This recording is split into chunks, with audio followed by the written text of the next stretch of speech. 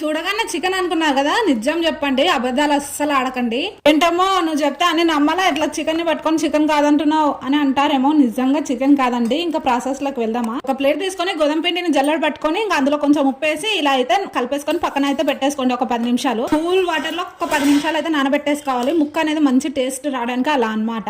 ఇక్కడ ఒక విషయం అంటే చిన్న చిన్న ముక్కలుగా కట్ చేసుకోండి. కొంచెం లావుగా కట్ చేసుకున్నాం అనుకోండి, తినేటప్పుడు కొంచెం పిండి తగులుతున్నట్టు అనిపిస్తుంది. బౌల్ తీసుకొని అందులో వాటర్ పోసి పసుపు కూడా వేసేసుకొని ఇలా ఒక 2-3 పొంగులు వచ్చే వరకు ఉడికించుకోండి. చిన్న మంట మీద మంచిగా ఉడికిపోతాయి. ఇప్పుడు వీటిని తీసేసి కొంచెం చల్లారినాక ఉప్పు, పసుపు, అల్లము అన్ని వేసేసుకొని అందులోనే కొంచెం కార్న్ ఫ్లోర్, ఇంకా చికెన్ మసాలా, ధనియాల పౌడర్ వేసుకొని కొంచెం ఫుడ్ కలర్ వేసుకొని స్టవ్ ఆన్ చేసేసి ఒక బాండి పెట్టేసుకొని ఆయిల్ వేసుకొని హీట్ అయిన తర్వాత ఇంకా వీటిని వేసేసుకొని తింటే ఉంటుంది చూడండి. చికెన్ తిన్నామంటే బ్లడ్ ఫ్లూ, మళ్ళీ అది కాకుండా ఇంకా నాకు వారాలు ఎక్కువ ఉంటాయి అనమాట. చికెన్ తినలేని వాళ్ళు ఈ ప్రాసెస్ లో చేసుకొని తినండి. వర్షాకాలంలో హాయిగా చల్ల భలే ఉంటుంది. నెక్స్ట్ మాత్రం వేరే